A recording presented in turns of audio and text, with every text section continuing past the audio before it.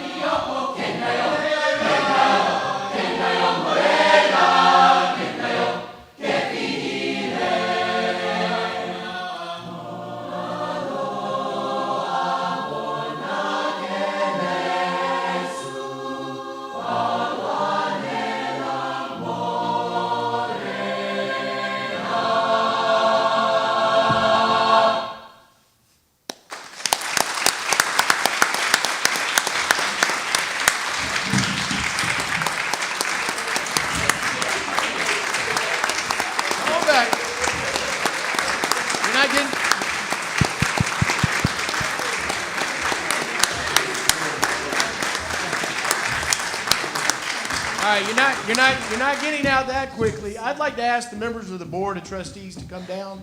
Y'all just be careful coming around the sides. Wow. Every time I hear you guys, I'm just more inspired. And Chase, I tell you, what you've done, come on up here. What you've done to inspire these young people. I want to ask Brian Sherman to come on up as well. Board members, y'all come on up. Chase, on behalf of the South Carolina Public Charter School District, we want to give you one of our challenge coins. The challenge coin goes back in Roman times, and it was a way to congratulate, thank, and honor someone who demonstrates great integrity, courage, and passion. And the passion that you've instilled in these young people, it inspires all of us. Brian, I want to thank you for supporting the arts. This is why we need charter schools right here. It's so that each child can find the thing that they can attach to in life. They can let their passions run free. And I would say that, singing at Carnegie Hall is a big deal. You guys could open the gates of heaven. I mean, no doubt about that. At this time, I'd like to pass the mic to our chair lady, Cindy Mostello. Well, listen, the gift of song and the gift of that talent, like why is The Sound of Music the most famous movie in the whole world? Because of the human voice giving its best and celebrating that human giftedness that we did not all get. But you have it, and I just can't tell you. I know your mothers, your fathers, your families, it's a joy to have this talent in a home, and it's just such an amazing opportunity for a very special, heartfelt ability to communicate. So much is said through song, and so thank you for the message that you brought today, the rhythm, the strength, the talent, and that will always be with you. No one can take your voice away, and don't let anybody try. Thank you. So at this time, I would like to get a photo with the entire chorus and the board. So I would ask Brian, you and Chase, and the board members to get on the step right behind the chorus, and then Ariel. We'll get some photos back here. So we'll just all kind of step back here.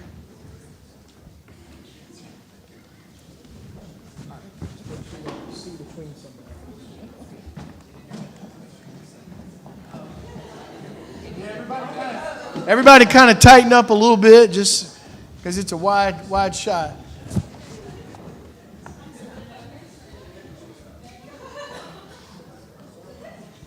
All right, y'all just tell us when.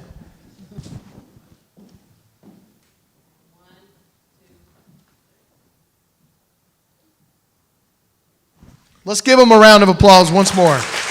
Thanks, guys. I really appreciate it. That was awesome. Appreciate all of you. It was awesome. Yeah, I just love it. I told y'all I was going to get you down here. You remember? Yeah. See, we're here, right? You're welcome. Thank you. Appreciate it. Brian, thank you. Are they on? They got to get back. We got 6 of them signing athletic scholarships. All right. Chase, thank you. Appreciate it. You're welcome. All right, y'all be careful driving back. The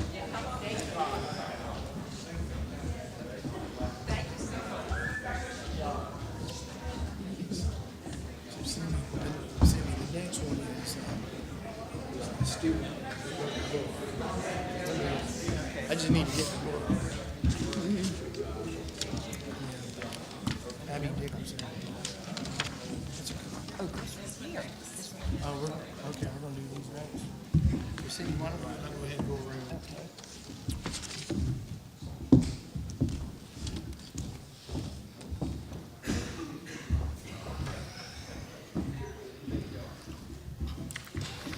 Madam Chair and members of the board, 'tis the season for high school graduations.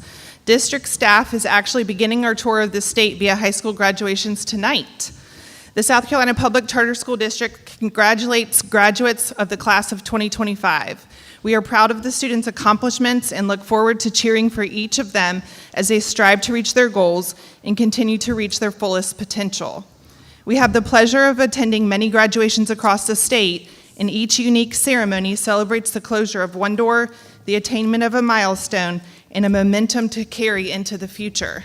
Today, we would like to celebrate with you the momentum that led students to earn associate's degrees alongside of their high school diploma and enlist in the military. Please join me in congratulating a sampling of these recognitions. Graduates, as I call your name, please come forward to receive an honor cord in the colors of the district logo as a token of our celebration of your accomplishment from the district. We will also take a photo with each of you. After all graduates have been recognized, we will take one group photo. Susan, will you please be the wrangler? Thank you. All right, up first, John Felder. John is a Midlands Middle College graduate. John has decided to serve our United States of America by enlisting in the Air Force. He is headed to basic training in San Antonio this fall. John, thank you for your service. We are cheering for you. Congratulations.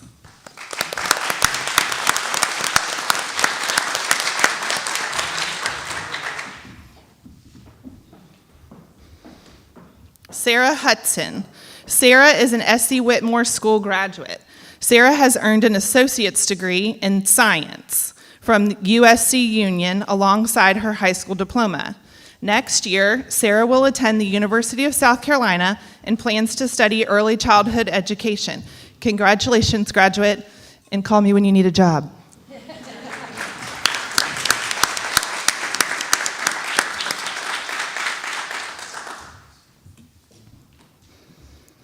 Up next, we have Maribel Bobeck. Mara is a Riverwalk Academy graduate. Mara has earned an Associate's of the Arts from York Technical College alongside her high school diploma. Next year, Mara will attend Winthrop University and plans to study psychology. Congratulations, graduate.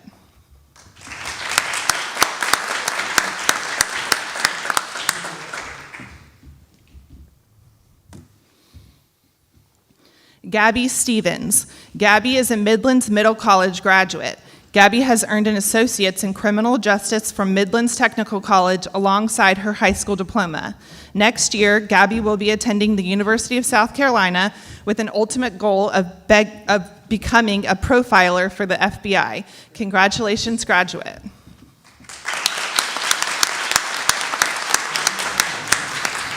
Congratulations to each of the graduates that were able to join us this morning. The future sure is bright for the PCSD with the class of 2025.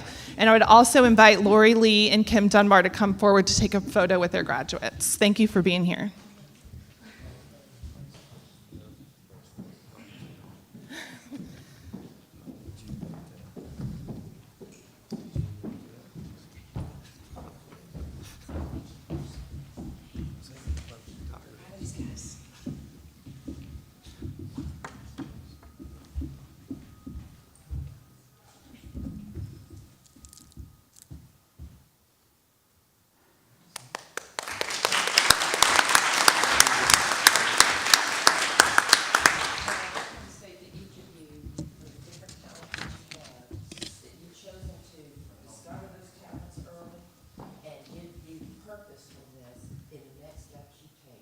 Sometimes we just go through grades, we go through days, but we're not doing the macro look at life and where we want to go and where we want to help others go. And so, is it dead? Thank you. Did you want it to be like white? So I just applaud you at such a young age to have so much direction. And what that implies to me is that not only you have direction, but you have talent. Because you can conceive, knowing yourselves, the strengths that you have and where you want them placed. And a purpose-driven life is a very special and excellent life, especially as we pursue what is good. So one day I'll see you up in the air, Is that right? And you teaching, and maybe law, or you said, yeah, things, that kind of area. So dream big because you're capable of doing big. Congratulations. So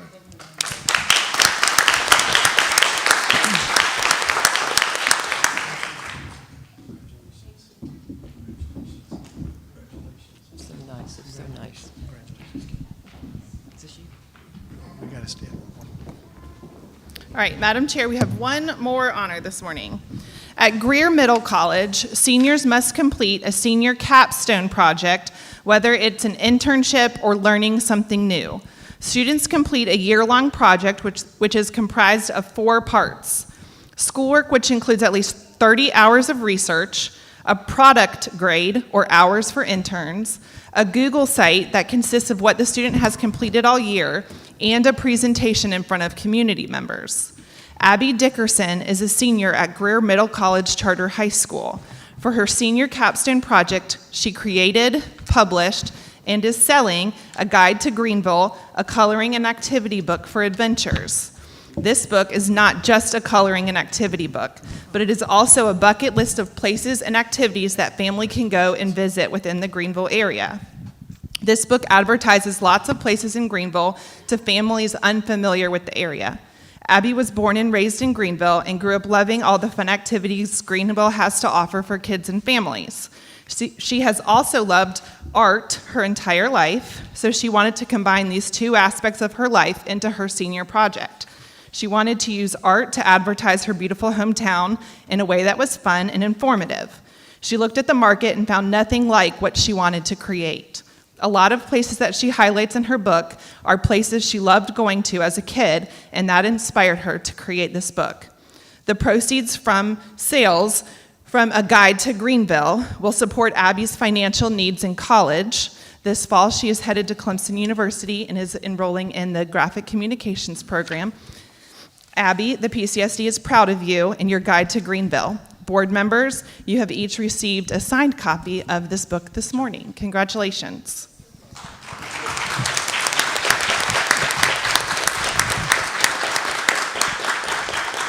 Abby, congratulations. So we were at Greer a few weeks ago, and I was about to leave, and they said, "Well, we've got another story we want to tell you." And they told me about Abby's book, and of course, I miss Greenville. I love Greenville, and so I'm going to keep and treasure this in my office. But one of the great things, again, about charter schools is they each have their own instructional model. And Greer is very heavily focused on project-based learning. And I would just say that Abby took project-based learning to a whole new entrepreneurial level. And I just love the fact that you're using your gift and your talent and the knowledge that you've gained while in school to help yourself further learn by moving on to Clemson University. And so congratulations on using those talents. But also this is a gift because you're helping others learn about Greenville and the place that you love through this book. I would like to now give you the mic and let you share some of your thoughts. I just want to thank everybody that helped me along this process. It was very fun. I actually really loved doing it.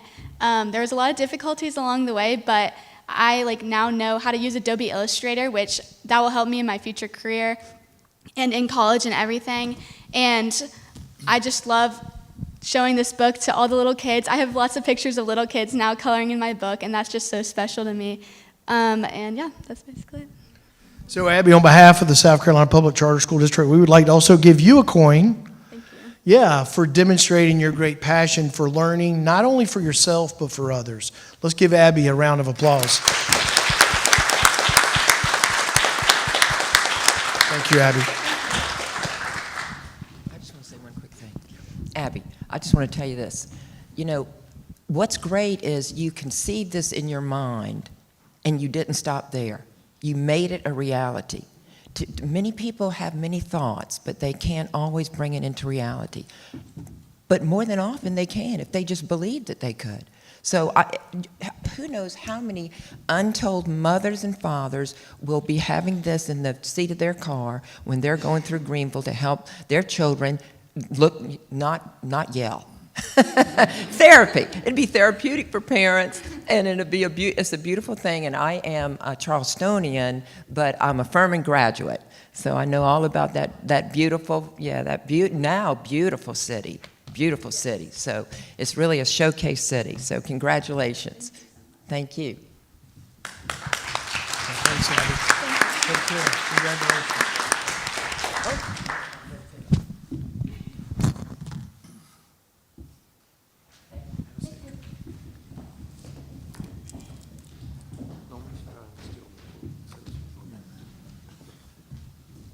Put it way down there.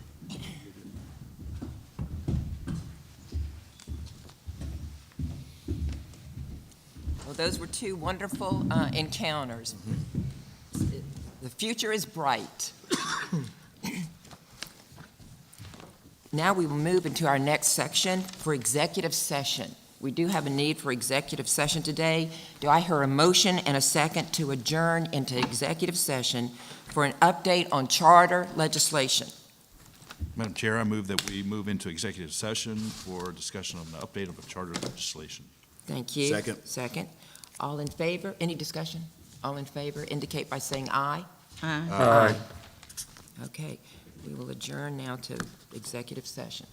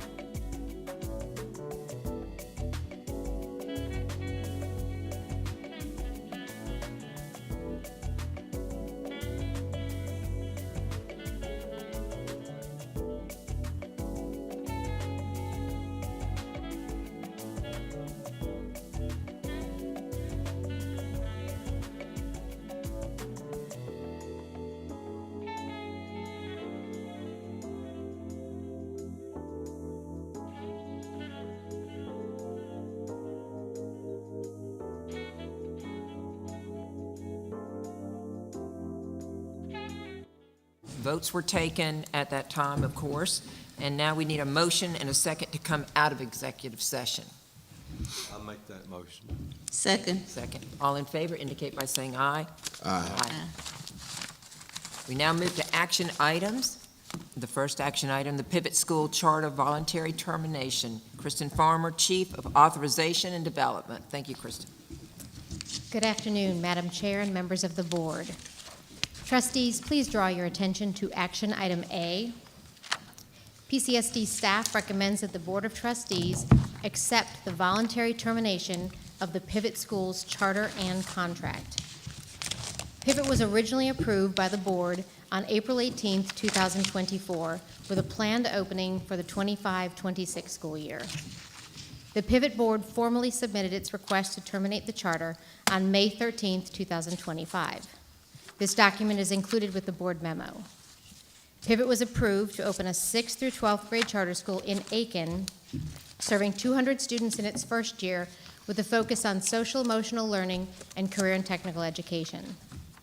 Following challenges related to securing a suitable facility as well as other obstacles, Pivot's board voted on May 12th to voluntarily relinquish the charter.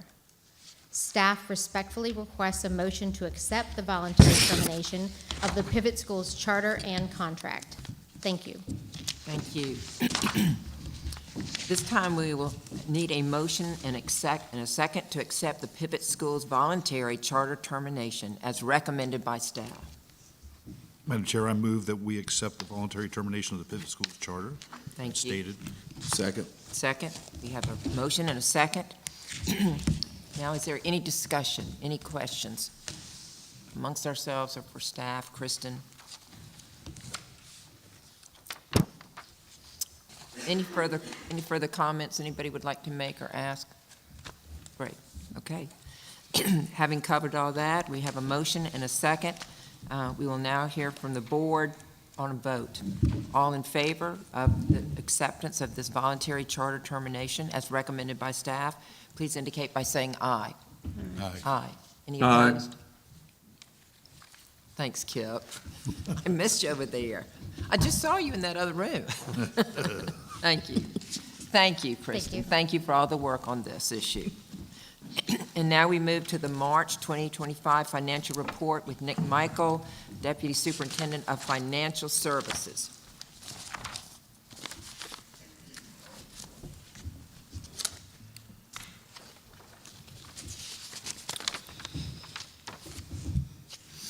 Good afternoon, Madam Chair and board members.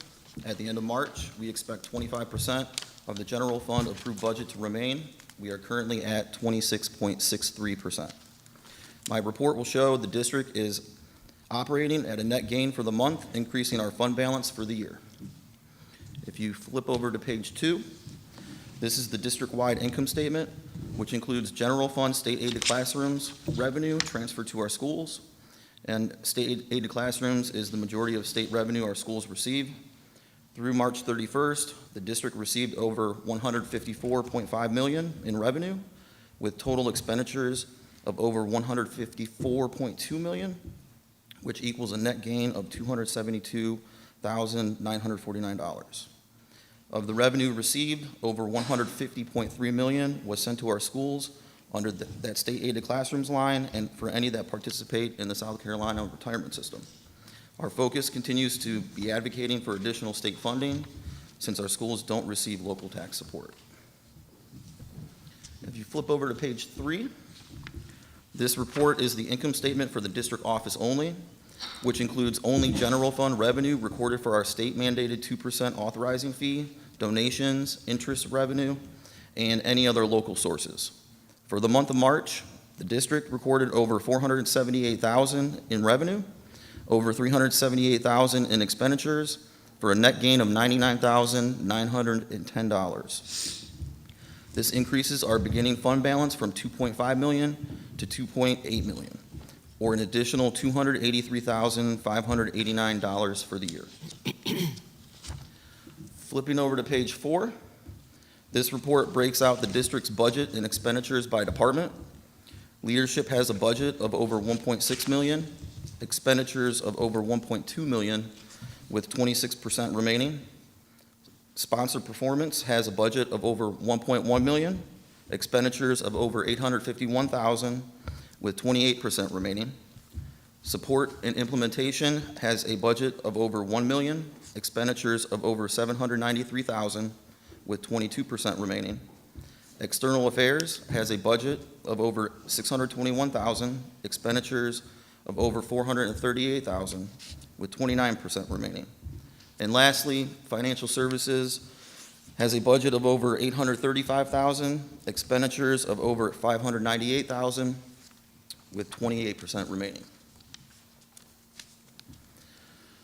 The final 2 pages of my report is generated monthly by the State Department and includes all state funding calculated for the district. Of the $250.5 million current allocation, $243.7 million is under the state aid to classrooms line, which is approximately 97.32%. Madam Chair, this concludes my March financial report, and I'll open it up to any questions, and I also request board approval. Thank you. Thank you, Nick. We need a motion and a second to approve the March 2025 financial report as recommended by Nick Michael. So moved. Thank you. Second? Second. Second. We have a second, a motion and a second. Does the board have any specific questions? Hearing none, we will now vote on this issue. We have a motion and a second to approve the March 2025 financial report as recommended by staff. All in favor indicate by saying aye. Aye. Aye. Any opposed? None. Scored 100%. Thank you.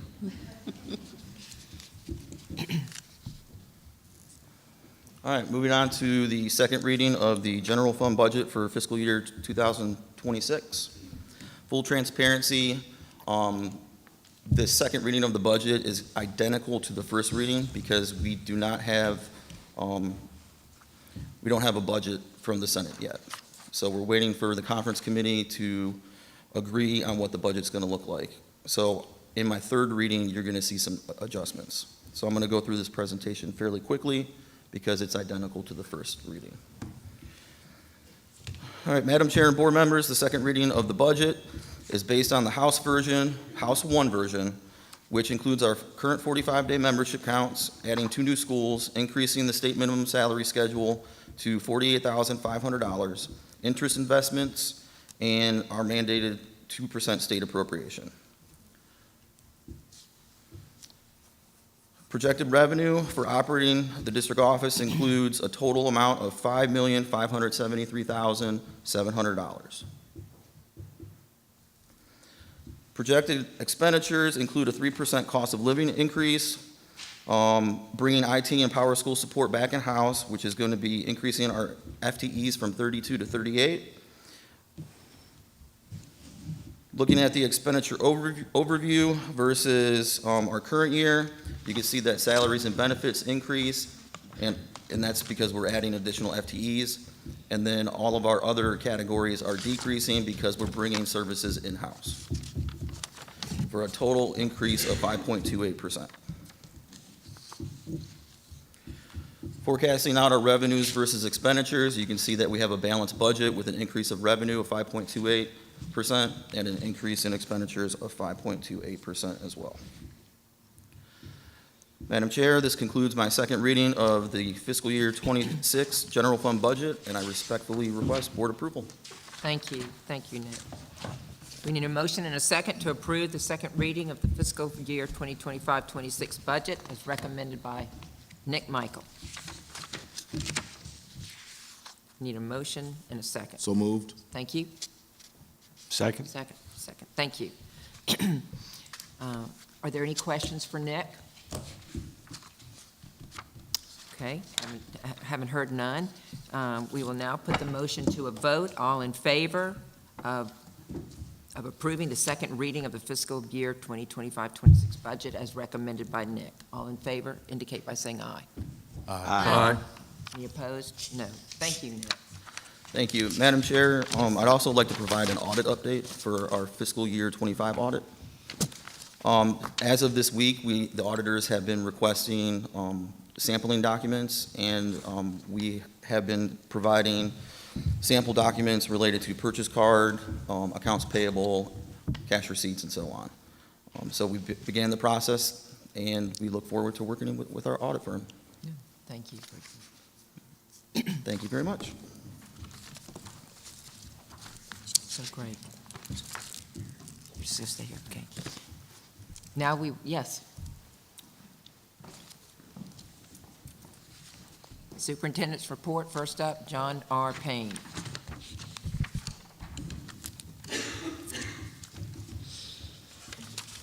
Madam Chair, trustees, I'll give you a few updates from our sponsor performance work since our meeting last month. Yesterday, we hosted a goals training here at the district office with Dr. Kelly Pugh. You see a picture of us there with the staff. We had folks from LEAD, the Green Network, Carolina Shores Acceleration Academy, and Low Country Acceleration Academy come. And it truly was a very rich day of going into data, looking at student outcomes, trying to identify ways that they can continue increasing the rigor, increasing expectations for student performance by means of their charter goals. So we are really happy that the training went well yesterday. It was a really great time. We're in the process of overseeing our pre-opening conditions for our Year Zero schools. As you recall from Kristen's comments a little earlier, Pivot was in one of those. We have 2 others that are in Year Zero. Both of those are meeting all pre-opening conditions, and we anticipate a very smooth opening later this summer, and we'll be ready to celebrate with those schools. We are continuing to do those check-in. We planned an interested applicant workshop. That is one of the things that we do as part of authorization when individuals or entities inquire about having some, wanting to learn more about opening a charter school. So we offer a time in the summer for them to come in, and we give them kind of the high level and invite them to consider if they're interested in putting in an application. We have started our renewal process with Tall Pines Academy. In fact, staff visited Tall Pines just last week, and that will be up for renewal in the 25-26 school year. So along about September, October, and November, we anticipate to have Tall Pines here to renew that 10-year contract and continue working with them as they continue in their excellence. And lastly, we've been updating some authorization processes. Data and accountability in IT, we have completed the climate survey correction period. As you may recall, climate surveys are given to all students, all teachers, and are sent to all parents. And the student and teacher surveys are used as a metric in each school's report card. So we deployed that to our schools. We followed up with our schools to make sure that they were ensuring that their students, parents, and teachers were completing, and now we've been working with them to get the corrections. We've completed the 135th day funding reports. We have begun the grad rate data reviews. We are beginning our planning of our Power School summer training. We're continuing this process of transitioning from our third-party Power School and IT services to that in-house. We're moving forward with not only interviews, but this week, just yesterday, we offered the position, one of the positions, so we will have new staff on board here in the coming weeks. We're working to streamline processes related to data and accountability. We also analyzed professional development surveys. So our staff who provide professional development to our schools, we've taken that data and begun looking at it to determine how well we as a district are providing professional development to our portfolio of schools. And lastly, we are collecting data for the AFO dashboards. As you recall, AFO is our district accountability framework, and those dashboards will be released in June. Take you back just a little bit, and some of you I know are deeply familiar with this. In the late 1990s and early 2000s, there was an issue that came up that resulted in what's commonly known now as Abbeville v. South Carolina. And in 2007, a documentary called The Corridor of Shame was produced and talked about the conditions by which children along the I-95 corridor were experiencing education. Since that time, significant strides have been made not only in funding, but also in creating and offering out more charter options. There's still more charter options to have considerably in this area, but what we'd like to show with you is where we are and our play in this to truly make this the corridor of opportunity. So between 2020 and 21, all the way to this school year, we've experienced significant growth overall, going from 15,500 to over 21,000 students. That's an increase of 39%. I've examined every other school district in South Carolina. The next closest to us in growth is Spartanburg School District 7, which grew by 20%. So our portfolio, our students are growing significantly.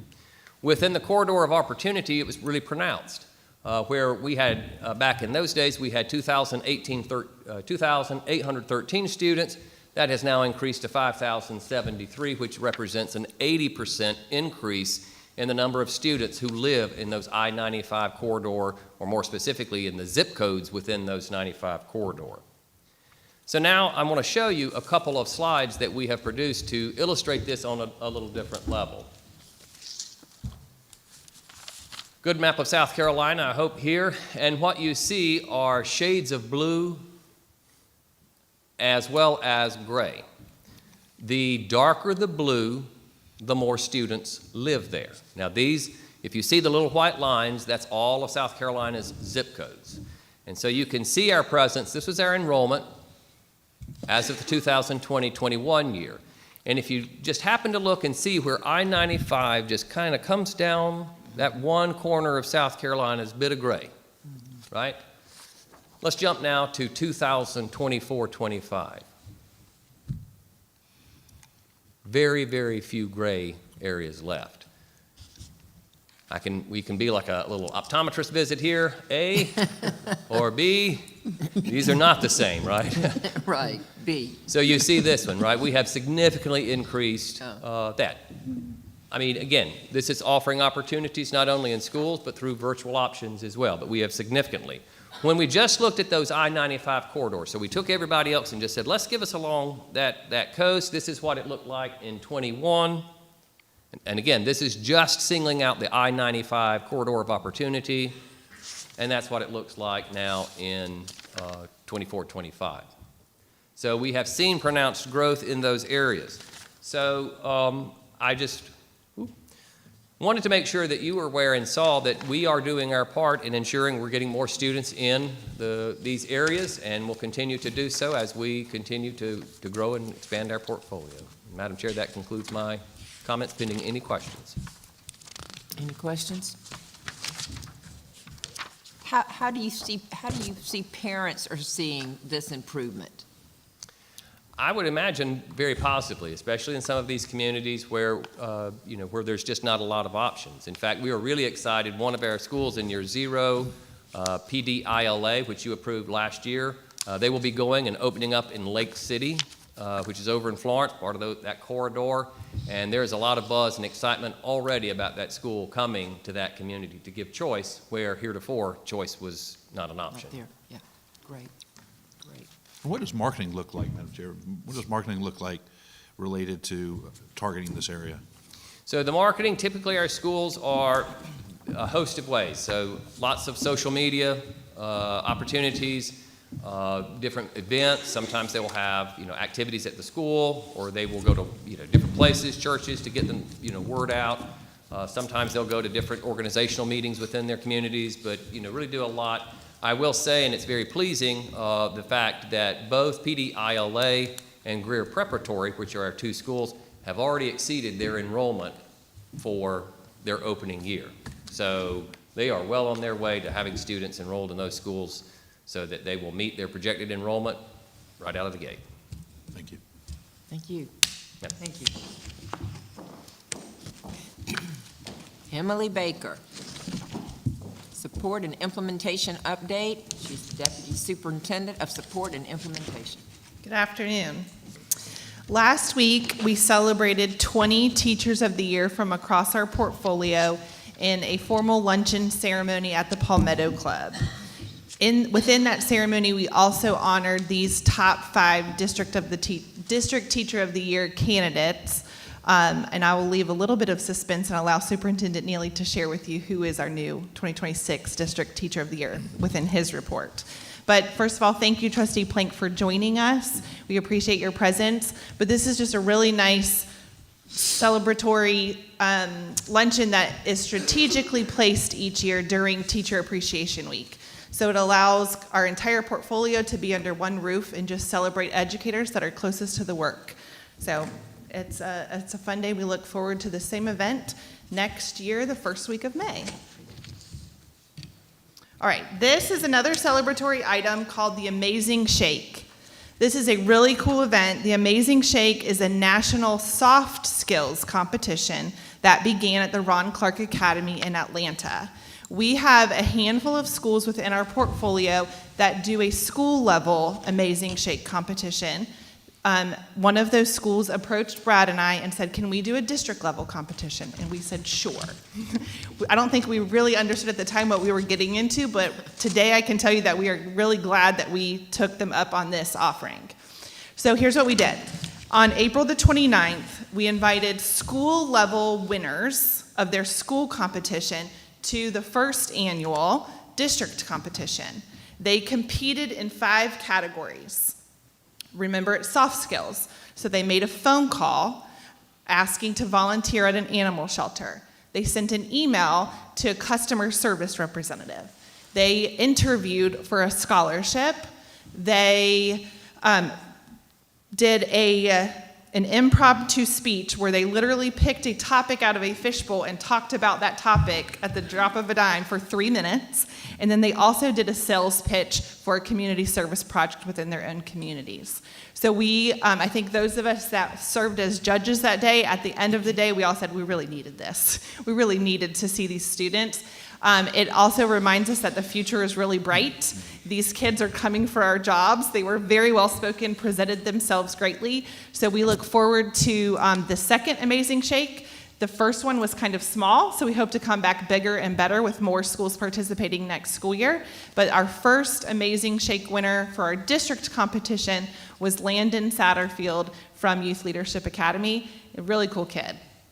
All of them were really cool kids. We've got to meet Abby when we were at Tall Pines last week as well. So amazing event. We hope to invite you to be judges with us next year, and I highly encourage you to join us. And that concludes my Great report. idea. That's a great idea. Thank you. Thank you, Emily. External Affairs Update, Brad Henry.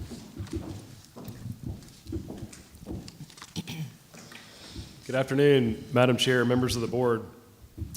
Today I would like to share with you just a brief update on the end of the 2025 legislative session in South Carolina. The legislative session ended a week ago today, sine die, and pretty much everything has been accomplished except for the state budget and a few other matters that are going before conference committee. I just wanted to highlight a few of those things for you today. I know you've heard a lot about the funding formula. As you know, the House made a change to the funding formula in H2, reducing the weighting for virtual schools from 0.65 to 0.35. The PCSD clearly does not support this. We do support another proviso that was added on, though, which is would establish a study committee that would be headed up by Revenue and Fiscal Affairs to bring everyone from education, not only in charter schools, but traditional schools across the state, to take a good look at funding and the way that we fund all of our schools in South Carolina.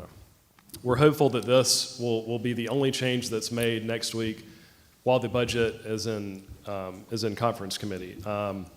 Conference committee is supposed to meet next week, and we'll keep you updated as to the progress there. One thing that we really want to celebrate that we worked really hard for 2 years is the Military Child Preference Bill. This is the bill that would grant enrollment preference to children of active duty military in our schools. It would be a really game changer for schools like PS Palmetto Scholars Academy, which is near on Joint Base Charleston, and schools like Liberty, which are right there near Shaw Air Force Base. Like I said, we fought hard for this one for 2 years. We wanted a 20% enrollment preference, but we kind of had to make a deal towards the end, and we did end up getting a 10% enrollment preference for those schools. So that's our hope. Our hope with that is that it encourages other charter schools to locate near military installations. Another topic that's taken up a lot of attention the last couple of years is high school athletics. The South Carolina High School League has been under fire. We are fortunate that one of our school leaders, Jimmy Armstrong from Greer Middle College, is on the executive committee for the High School League. There was a bill that was introduced that would basically disband the High School League and replace it with a South Carolina Athletic Association, which would be controlled by various elected officials in the state. That didn't go through. The plan is sort of to let the high school league see if they can reform themselves a little bit in the off-season, and then address some of the concerns that a lot of people have with eligibility rules and a lot of the different parts of the state. A major piece of legislation that's been pushed in various forms for several years now is the Educator Assistance Act, which did pass this year. This bill modifies teacher certification requirements, establishes a lifetime teaching certificate for retired educators, increases the number of required in-district professional development days from 3 to 4, and it also requires districts to implement sick leave banks for all school staff. Additionally, districts, this is something that is a good thing for a lot of our teachers. There are some things, like all major bills, that are very comprehensive. There are a few things we don't like about it, but this overall is a good thing that provides a little more certainty for our teachers in our state. The last, two more things I have for you. I've spoken to you at several meetings this year about the ESA bill, which is also known as the voucher bill. This piece of legislation did go through. I'm totally anticipating it will be challenged in the court before the next school year begins, but basically at full implementation, 15,000 scholarships totaling $7,500 per student, which is a little over $112 million annual price tag that the state now has. Ironically, that's the same amount of funding that was in question by making the switch in the funding formula. And so one last thing I wanted to update you on, and this is pretty straightforward, but this is something that we're doing here now. We're live streaming our board meeting. A lot of our schools do this already, but there is a bill that passed this cycle that will require all, be it charter schools, traditional schools, for them to all live stream their board meetings. So we feel that's a great thing. A lot of our schools are doing a great job of this, but we're all for transparency and for the public to be aware of what's going on in schools and board meetings. So that concludes this portion of the report. I'd like to invite John S. Payne to come up.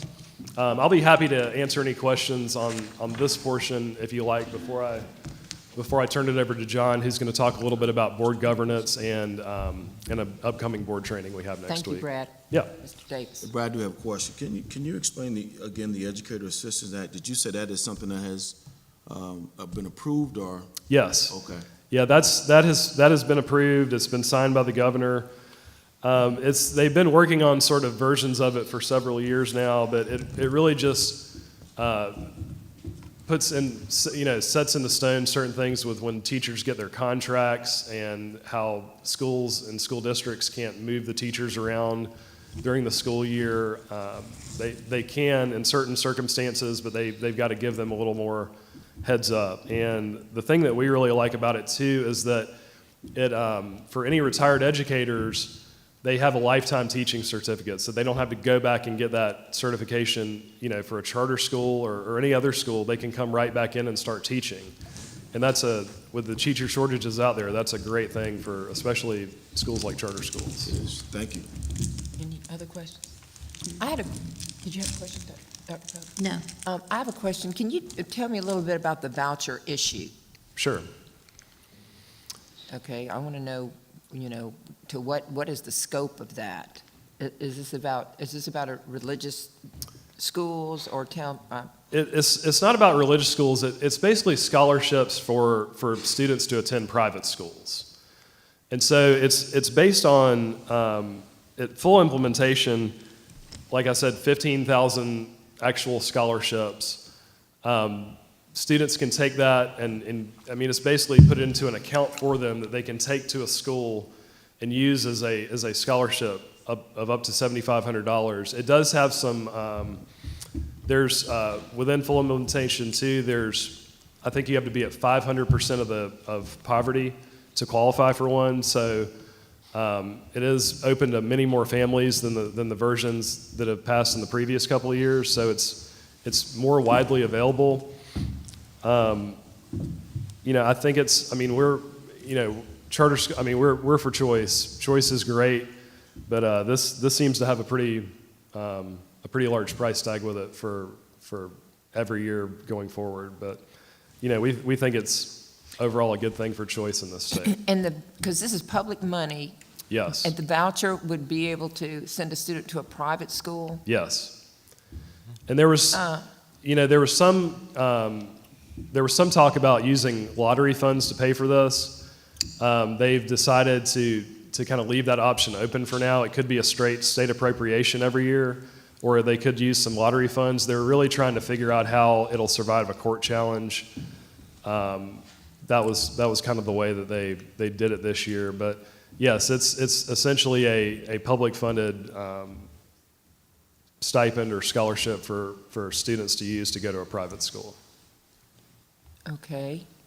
And this is not, I don't think things have gelled enough nationally for this to be a part of that, but, the drive to have vouchers for children to go to religious schools. And like, I think it's that initiative maybe in Oklahoma, I can't recall which state it is. Yeah, that's correct, Madam Chair. It's a Catholic school in Oklahoma, and I believe that's going to be heard by the U.S. Supreme Court very soon. Yeah, because everyone has the right to their own religion, but the public paying for someone to go to a parochial school of any type is somewhat of a complex thing, I think. And also the complexities that some of us know about from funding mechanisms that can often be used by certain schools that have connections to religious entities, providers, that sort of thing. You see what I mean? Yeah, So absolutely. I just hope as the General Assembly looks at all this, they will look under every rock so it can be done as cleanly as possible, if it's to be done at all. So- Yeah, it'll be interesting to see what happens. Hopefully, this past year the Supreme Court didn't rule until the school year was underway, and so many of the students that had already started school somewhere, they didn't have funding for them. I think they raised some money philanthropically to pay for the rest of the school year, but just mainly we just hope that students have certainty when the school year starts. Right. Okay, thank you. Dr. Pope, did you have a point? No. Okay, thank you. All right, I'll turn it over to John Payne. If he comes up here, I'll turn it over to John Payne.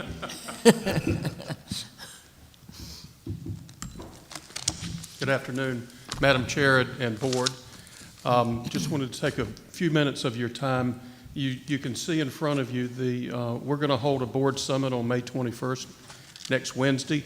Part of the Charter Act requires that all board members of charter schools receive training or an orientation within the first year of them being seated to the board. It's my understanding that the district has never been allowed to offer official training. We've had professional development, but not certified training. The South Carolina Department of Education contacted us and asked us to partner with them, with our charter school members who need this training, to hold this, and we're going to do this on May 21st. The bulk or the meat of the session, as you see, will be with the Department of Education. That's the certification component. The second half will be with the district deputies and the superintendent, and Stan Davis is also going to be here, and we're going to explain basically what we are as a charter and what we do for them. Some people question that from time to time, so we're gonna take up the second part of the meeting, but it'll be from 10 o'clock to 2 o'clock, or there maybe a little thereafter, and we're going to feed them while they're here. What I wanted to also do today is kind of explain to you what I have been doing since I started working here several months ago. To date, I've met with nearly 3/4 of our school board chairs.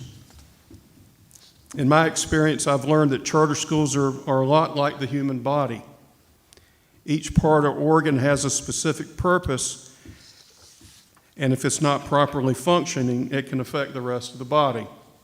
For example, If you've got a toothache, it's going to impact your overall performance. The same's true with charter schools. If a governing board is not properly functioning, it can be detrimental to the entire school community. My job is to help ensure that our charter school governing boards are optimal in function. When I meet with these board chairs, I discuss and provide copies of the South Carolina Charter Act, which is the governing law, because it's kind of important to understand what the law says they can and cannot do. You may or may not be surprised that some have read it and some have not.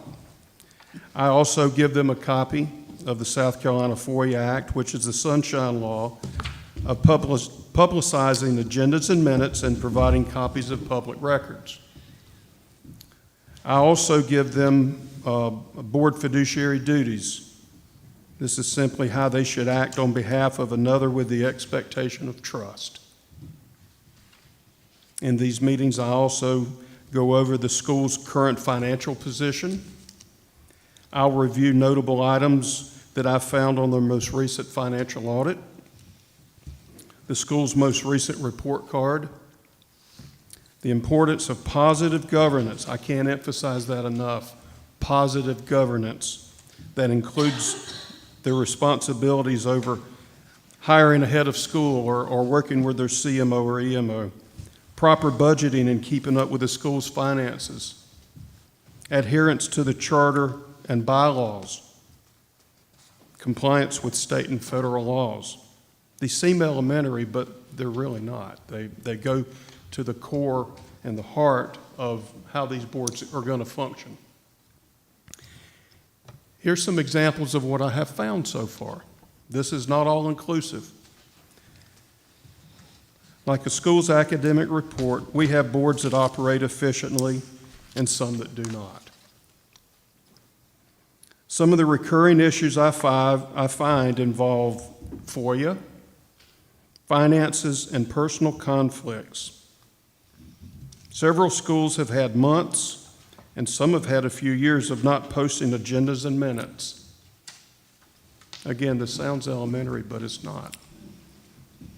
I've worked with schools to get them current. I've had to pull a few along the way, but we've gotten there. Some schools have thin margins or recurring net losses on a monthly basis. A few schools have taken too much debt, and it's straining them fiscally. A few schools are paying too much salary and benefits as a percentage of their gross revenues. I know one school in particular, they should be paying about 58 to 62% of their gross margin in benefits and salary. This one particular school was paying 75 to 80%. A few schools are also, let's see, in that one particular school, I contacted their chair to improve their financial position. In fact, this morning I got an email from that gentleman. He thanked me for making him aware. Sometimes these boards and these board chairs aren't made aware of these finances, and unfortunately some of them don't delve deep enough into their finances. Most board members are collegial and function well, but some boards have serious personal conflict, and quite frankly, that's very detrimental to the success of that school.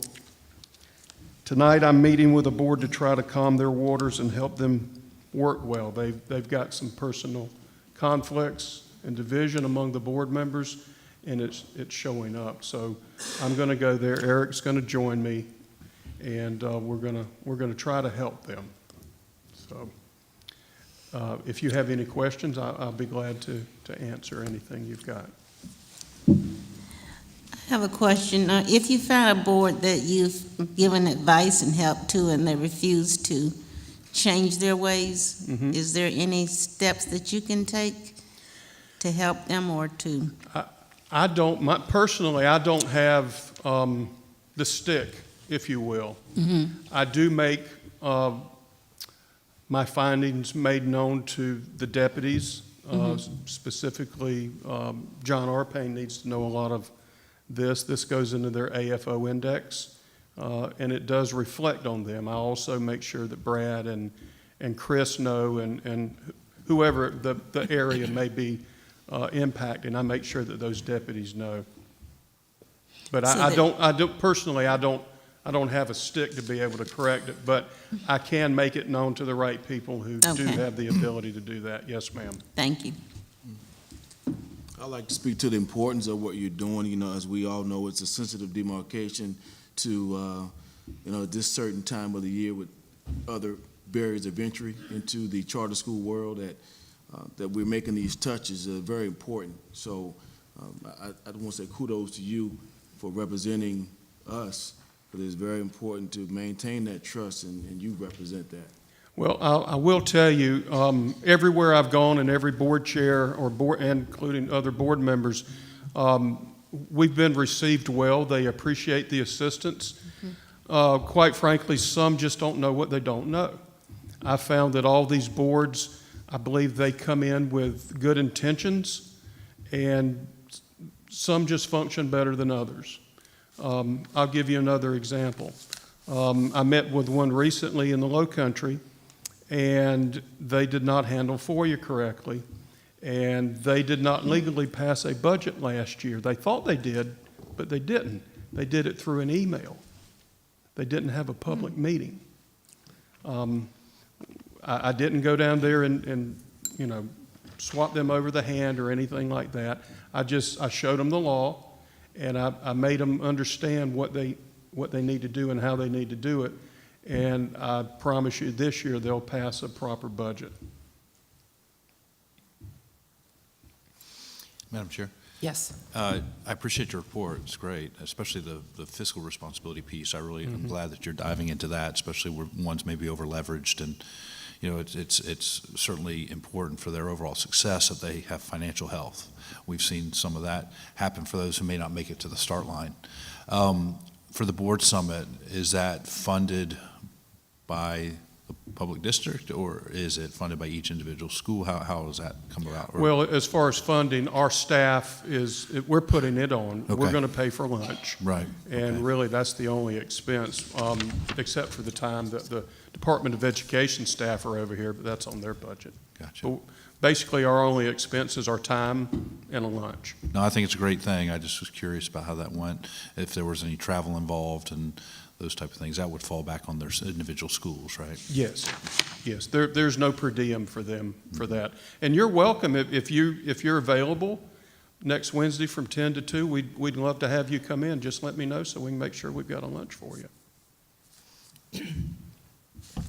I just want to say, knowing you for now a long time, like probably 8 years or something, I don't know, 7 years, but you are such a concrete-oriented person, and closure, diagnostics, reality, things that Rick wishes I had more of in my family. But anyway, you have, as we talk sometimes, because we're friends, and you just are on a very important mission, and you're on a mission that you don't know what you're going to find till you get there.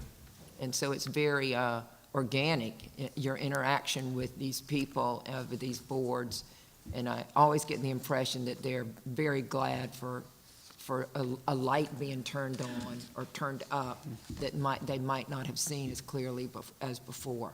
Well, I haven't had complaints yet.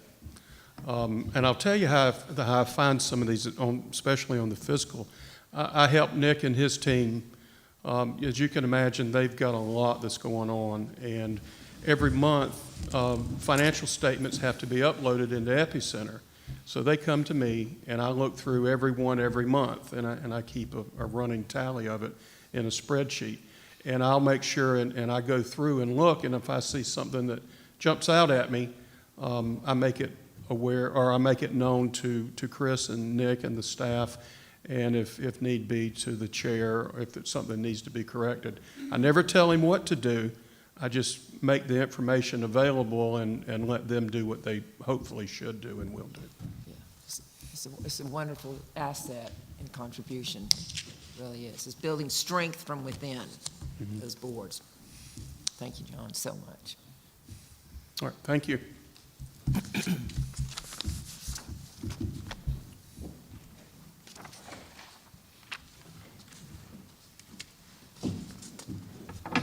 Good afternoon, Emily. Good afternoon. Dr. Pope, to add on to John's answer to your question, we do issue corrective action plans to boards if we found that they violated a bylaw or compliance or something like that. And recently, we have required in those corrective action plans external training by a third party. Okay. So we thank do you. have some things we can do to try to bring them into compliance. As you know, everybody has different personalities, and so sometimes navigating those can be difficult, but we do have some things we can do to help them out. All right, so this month I wanted to show you, because I don't think you've ever seen this before, the way that I track our progress on the strategic plan. So what you see on the board and in your packets is a snapshot of my spreadsheet.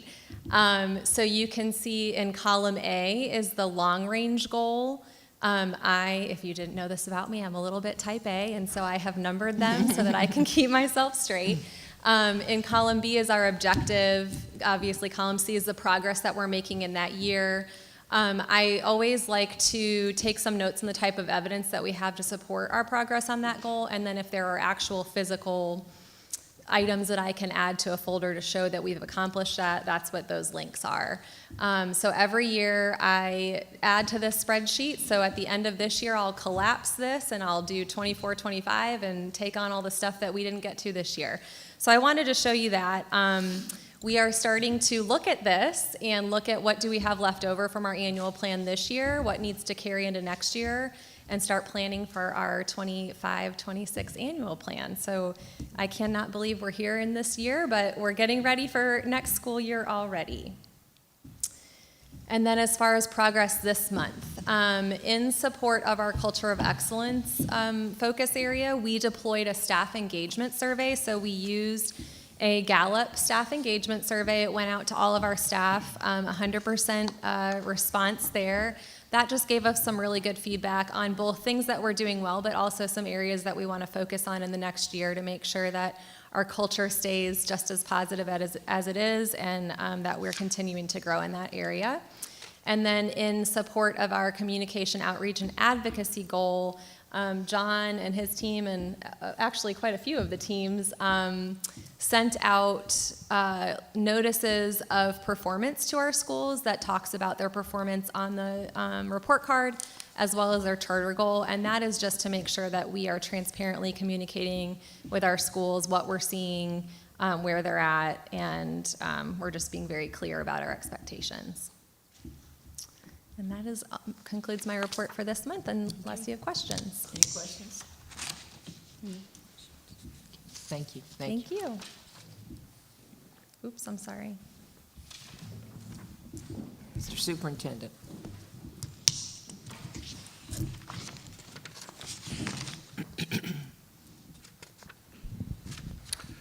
All right, well, good afternoon. It's been a productive meeting, and I appreciate all the thoughtful questions that each of you have been asking, because it helps us be better when we can answer your questions. Before I get into my report, I think I want to first do some presentations. So I'm going to need that mic, and Ariel, we'll need you to kind of stand over here, because what I'm going to do is change up the plan. And I'm going to do them right here. So for the last 5 years, we've been very committed to investing in our own people when it comes to professional development. And part of that has been more active engagement in SCASA and their SEAL program.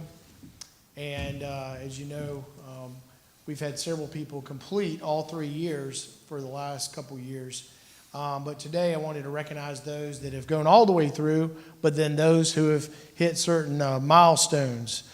So at this time, I'd like to ask Susan and Perry to come up, because they just finished platinum, which means they've completed all 3 years. So let's give them a round of applause. Come on up. I'm proud of both of you, and because of the dedication and hard work that each of you have put into this, to make yourselves better for your teammates and for the district and for the kids that we serve. This is a token of our appreciation. So you get a special challenge coin, and I just wanted to say thank you. Same to you, Perry. Appreciate your dedication and wanting to just continue to better yourself as a leader. Both of you, I've received comments. Liz Michael, by the way, called me the other day and just overflows with so much praise for you two and the contributions you made. And I think with school level administrators, we are making a difference in terms of them understanding who we are and who we're not. And so, but that comes because of the relationships and the networking that you all have demonstrated. So Perry, congratulations. Let's again give them a round of applause and let's get a photo. Yeah, we'll just go right here.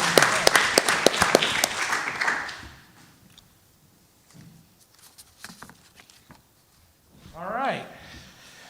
We got a few more folks. So Marlene and Brad, come on up. No, yay. Let's give them a round of applause. So Marlene and Brad have completed the Silver program. So they're beginning their journey, but we appreciate your dedication. I think both of you have learned a lot from this.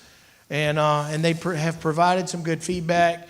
And again, them being able to also share their voice with other administrators helps educate other districts that we're not much different, We're all in this to put kids first. So Marlene, congratulations. And Brad, congratulations. Yeah, and we're going to get a photo.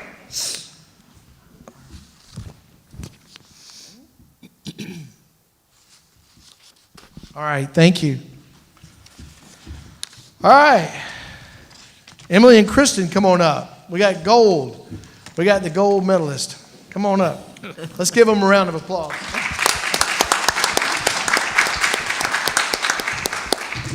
Again, I just want to thank both of you for the dedication and commitment that you've made to the district to better yourselves and to be better leaders for your teams.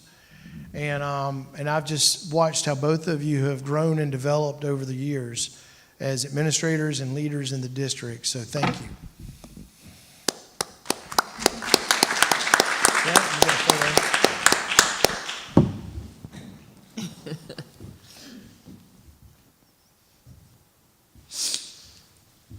Let's give all of them a round of applause.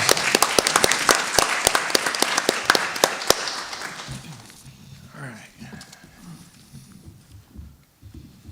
I just need to get one of those lavalier mics.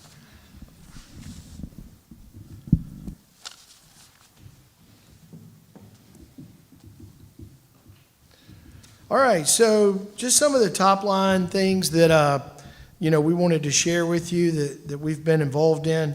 A few weeks ago, the South Carolina Department of Education had the South Carolina Teacher of the Year Gala. This is the second year that they've had it at the Governor's Mansion, and it's just a lovely event, and it's really an honor to be able to be there and celebrate all these teachers from around the state. This is Dr. Michelle McDonald. She was our current Teacher of the Year, and she's from Liberty STEAM, and so Michelle and I were able to celebrate together her honor, and but also with Ellen Weaver and all the other Teachers of the Year. And what it really struck me watching the teachers, because they brought their spouses and family, and they were all taking pictures in front of the Governor's Mansion and the fountain and the pool and all that stuff. You forget sometimes that so many of these teachers and administrators, they don't get a chance to go to places like that. And it was a very special moment. It was special being able to watch them dress up. Some of them joked that, of course, as teachers, they never get a lunch hour. They don't get a chance to dress up and go somewhere special. And this is what it was. It was about honoring them and their profession and what they do. And Michelle is just first class. And I know Craig was at our Teacher of the Year celebration luncheon last week for our district, and she gave a very powerful speech, which we're going to share with each of you, that was just packed full of inspiration and appreciation for the profession. I wanted to do a shout out for Dr. Sean Foster. He's the superintendent of Orangeburg School District. He was selected as the Superintendent of the Year for the South Carolina Association of School Administrators. Sean and I have a really strong relationship, as well as Randall Gary, but just wanted to do a shout out for Sean and for his leadership, his voice, and the challenges that he has to overcome down there in Orangeburg and with the consolidation of that school district. We had a little visit to Greer. You heard me talk about that earlier. It looks like I'm playing putt-putt, but this goes back to project-based learning and what they're doing there. And really proud of the students for how they incorporate the classroom learning into different types of projects that are related to the real world. And so they had to come up with a unique putt-putt course. There was actually about 12 of these in the gym. And I took a spin at it. It was terrible. That's why I don't play golf. But anyway, the kids love doing projects like this. And as we saw earlier, some of them turn them into projects that become entrepreneurial and impact the community in a very positive way, like the book. And then we had an opportunity to recognize their Employee of the Year. You heard about the Amazing Shake. I do hope this is an event that we can grow over the course of the next couple years. These 3 young scholars were just absolutely amazing. The young man on my left, he's only in 4th grade, which was just amazing because he was really punching way above his weight with the older kids. And I have no doubt he'll be back next year. But I think all of our schools should be doing something like this where they're teaching kids soft skills. And, teaching them how to really shake hands and how to write emails and answer the phone and all the things that we all kind of take for granted and that we've learned over the years. These young people are learning this through this program. So shout out to Emily Baker and the team. Many people here participated and had a chance to be kind of on the receiving end of their professional interactions. We had our Teacher of the Year celebration, as I mentioned, our luncheon last week, and Sarah Ellis of Fox Creek was the recipient. Really proud of all the finalists that participated. I'm not certain if you have a picture of all of them. I think there was a picture of all the finalists. You can see Michelle speaking there in the top right, the awards on the top left. We had a full house. We're about to grow out of the Palmetto Club, but I hope we can continue to have it there for a few more years because, again, like the Governor's Mansion, it's a special place where these teachers can really feel the appreciation. And then out on the bottom right, Lieutenant Governor Pam Evett spoke and really appreciate her leadership and support of the South Carolina Public Charter School District, but most importantly, our teachers. Last Friday, this was the second year we participated in the South Carolina Football Hall of Fame Bridge Builder Excellence event. I want to thank Dexter for getting us involved in this. It went from a virtual event last year to a in-person event here at the district office, and you can tell, it was here. I talked about kind of a new way of thinking about NIL. We hear a lot about name, image, and likeness, and I gave the keynote address and focused on, name, integrity, and legacy, and talked about the things that are really more important than playing sports, but how you can be impactful in sports and life and community by focusing on your NIL. George Rogers was there. That's him on the top right. And he brought his Heisman Trophy. I think he takes that thing with him everywhere he goes. But it was great to see George. And I showed him a picture of me from when I was 11 years old, getting an autograph with him in 1979. And he loved that so much. His son was with him. And he had me text it to his son because he wanted a copy of the picture. And I said, well, I was a Gamecock when I was a young man, but when I had a choice, I became a Tiger. And then down at the bottom there, you can see, Dexter and George, and then Woody Dantzler there on the far left, who used to be the quarterback at Clemson. And these are all friends of Dexter's. So we had a lot of NFL mentors. The Players Association and the Alumni Association were all there. And then we had about a third of the 65 top high school football players that came and participated. And it's kind of like the Amazing Shake, because they learn how to do interviews, they learn how to get up and speak, all at this event, and then they had to come do it. And it was just very impressive watching those young men as they grow and develop. And I know they're all going to be strong leaders. I want to give a little bit of update, a little more color commentary on the funding situation. We've talked a little bit about the House 2 budget, and it has a cut in it for charter schools. And we've been very actively involved in educating members of the Senate why this is bad to be cutting charter school students. I do have a statement I want to read about this. I think it's important that our district advocate for all kids. We're also public. We're also free. We also have our doors open to every child. And while we can, always be better, we are held to a very high standard. And we get a lot less money. So just a short statement I want to read that's, I think is fact-based, based on the RFA report put out by the state of South Carolina. There's a lot of talk right now about funding shortfalls in public education, but no one seems to be talking about the largest and most overlooked one of all.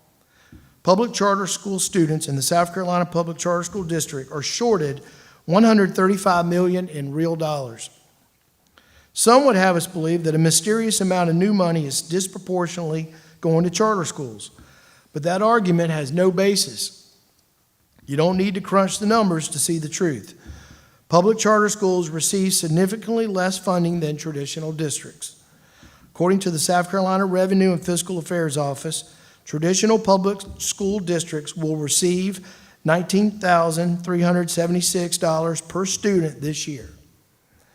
Public charter schools students will receive just $12,891 per student.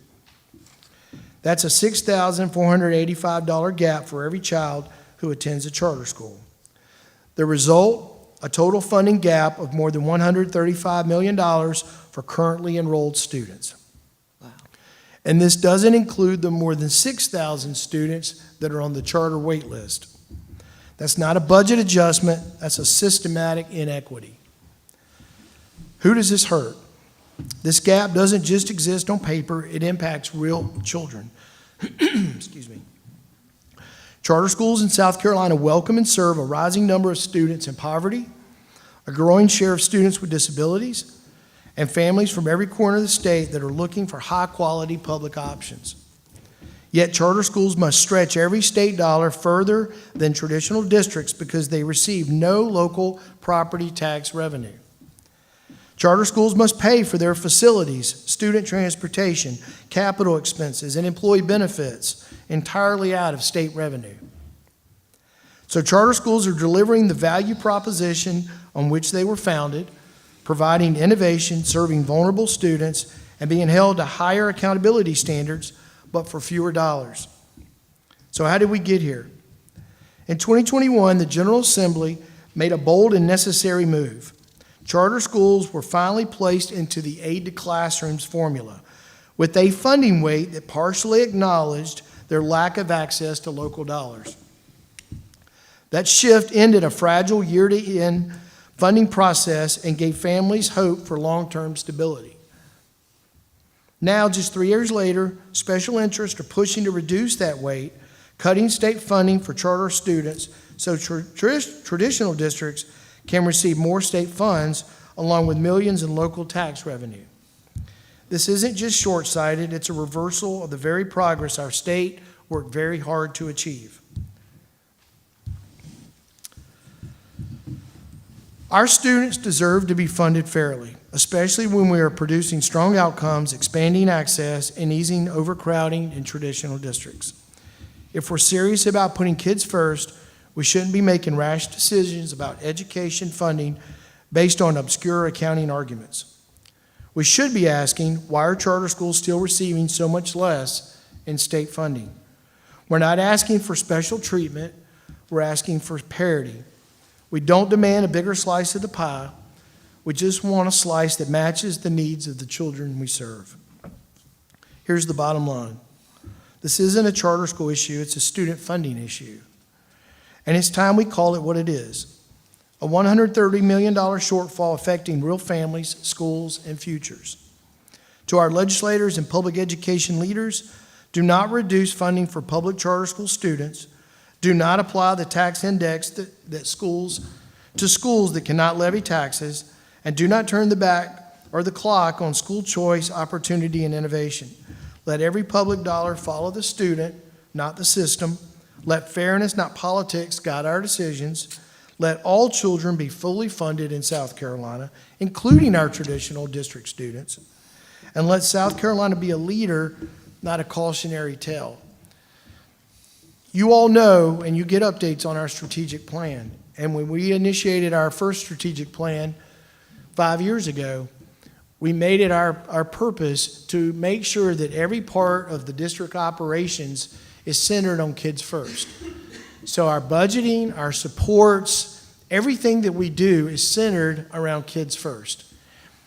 And in all the conversations I've been in with others about the funding formula and the reduction for charters, I've never heard anyone talk about children. Well, I don't know about you, but that's the only reason I'm here. I'm here for children, all children. And that needs to be the focus and the priority. And I acknowledge that traditional districts have their challenges when it comes to revenue. I'm very empathetic to the needs of local rural districts who don't have the tax base. And they have to also, like us, depend on the state funds. But I don't think any of us need to be trying to poach money from other public systems to try to fund our schools and to try to fund classrooms and kids. So I'm hopeful that the Senate, when they begin their negotiations next Monday in the conference committee, that they will not support what the House did in reducing charter school funding. And I welcome the opportunity for us to have a study committee in the summer and the fall. I welcome the opportunity for us to get more legislators into our schools this fall so we can help educate them about what we get and what we don't get, and about why that matters. Now, I'm proud of the fact we're able to do more with less, but there's a lot of kids out there that need more. And if we take it away, they're going to lose choice and opportunity. You saw John's maps earlier, and you saw the comparison. And a lot of that growth is because of virtual schools. Because virtual schools can go into communities without the need for capital expenditures. But those are families that made that choice in those rural areas of South Carolina and along the corridor of opportunity. Our state should not come in and strip that choice away from those families. They're trying the best they can, and the best that we can do is to support that. And we do that by defending their right for school choice. And that's all I'm going to say about that. I will take any questions, though, from the board about that issue before I move on. Any questions? All right. Hearing none? All right. We did some employee recognitions. I kind of, did that up front. And then I got one more. So Emily and Emily, come on up. Clemson. They don't like surprises, but I did it anyway. So for the last 2 years, Emily and Emily, y'all come on up. I made a challenge to them, and I make this challenge to all the deputies and leadership that I want them to continue. We're all lifelong learners, but I keep challenging them to go further and further in terms of their learning and their professional development. So I challenged them to go back to school and get their EDS. And I'm very proud, and it was hard. It was a lot of work. And I was their mentor for the past 6 months, and I saw all the work. But I will also tell you, they had another mentor and professor, Dr. Betty Bagley, who she doesn't let anything get by her, if y'all know Betty. And Billy, I know you do. She used to serve on this board, in fact, and she serves on the Pickens County School District Board. But I'm proud to say that both of them graduated last Friday. It took a lot of commitment. It took a lot of time. And I never once saw any lacks in performance at the district, even while they added all this to their plate with all they're doing with their families and the rest of their lives. So let's give both of them a round of applause for their dedication and for their graduation.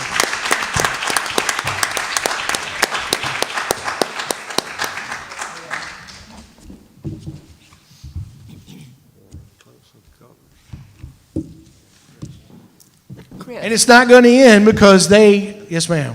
Chris, I'd like to just hear a few words from you all, what it was like. Just tell us a little bit about that. The good, the bad, the ugly, the great. If you're going to do it with a friend, because we kept each other accountable. So when we had to log on to class, it was like, you're not in here, get your butt in here. And we were working on assignments, we helped carry each other. So I would say if we do it again, which we are, we need to always do it with a friend. So when you go back with a friend. Yes, I think that Clemson put together a program that will impact this district. We both learned a ton. It was in organizational leadership, so there are a lot of things that we have done even in the last 2 years that we learned in that program, and I just think we're both very grateful for the opportunity, but it was long days and long hours and a lot of work, and thank you for your mentorship, because we drove you crazy in the last 6 months too, but we got it done, so thank you. I think we also learned a lot because our cohort members were still in a school setting. And so while it was a district level leadership program, we were living that life every day, and they were imagining that life from a school setting. So it opened our eyes to multiple perspectives that we may have kind of been a little bit distanced from in this setting. So I promise you it was awesome. And they're continuing their journey, and they're now going to start working on their EDD starting this week. Oh my gosh. Yeah. The only other thing that I'll mention is, as you know, Limestone University has closed its doors, and we don't really know at the end of the day what's going to happen with the Limestone Charter Association. We're letting the department and the state handle that situation, and then we're just here to support the department and the state in whatever they need us to do. At this time, that's the end of my brief, and I'll turn it back over to you if you have any questions or comments. Anybody? Chris, I wanted to just say one thing about you, maybe two things about you. But, you know, as we all go and work through our packets and everything, you know, we just see the competency of the staff in the different streams of information that's coming to us. And in addition to that, what's happening in here, the strength of you and your staff outside of these walls to the halls of power in the General Assembly.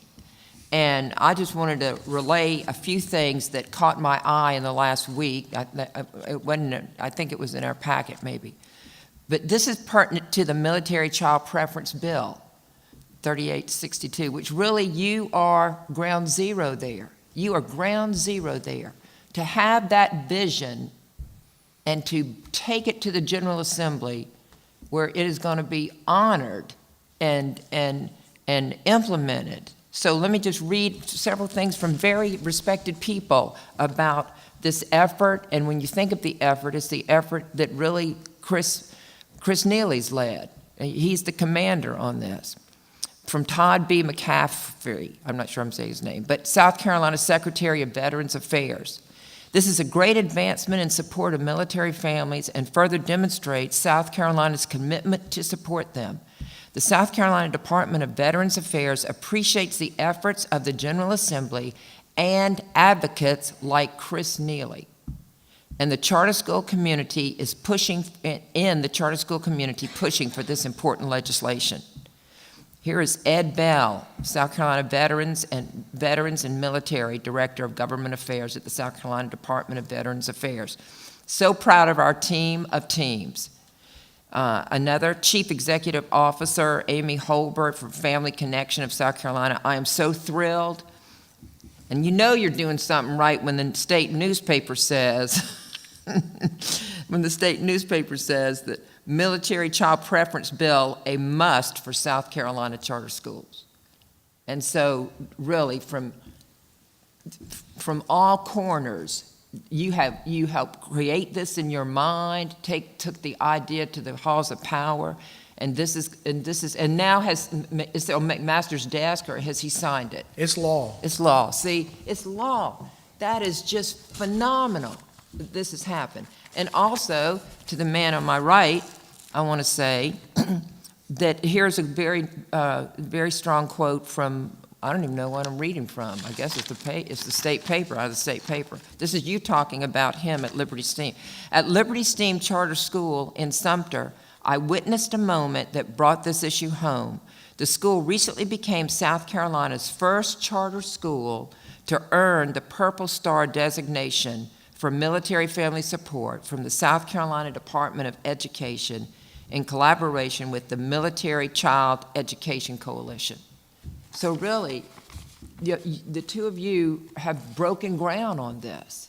And I just applaud that leadership that goes beyond, that has the vision and takes it to the halls of power where they recognize the righteous cause of this and bless it with their vote. So I know we all shared this from the heart of Americans that this has been implemented. And so we just thank you so much. Well, thank you. It was definitely a team effort. Secretary McCaffrey is a retired general, and they're great partners with us, and Ed Bell and Jason Fowler and Sandy Claypool. Dr.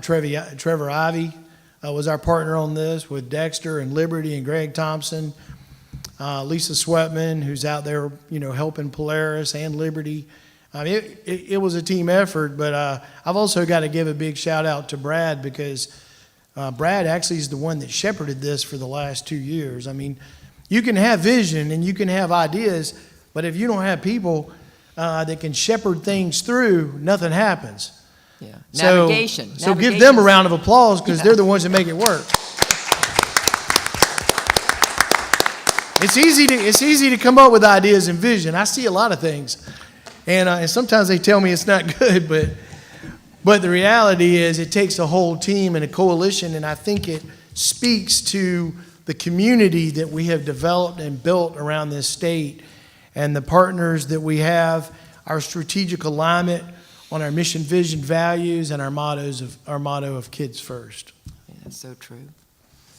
Okay, any Thank you. further words? With that, I'll ask for a motion and a second to adjourn this wonderful May 15th meeting of our board. So moved. Second? Second. All in favor indicate by saying aye. Aye. Aye. Thank you. And lunch is served. Thank you.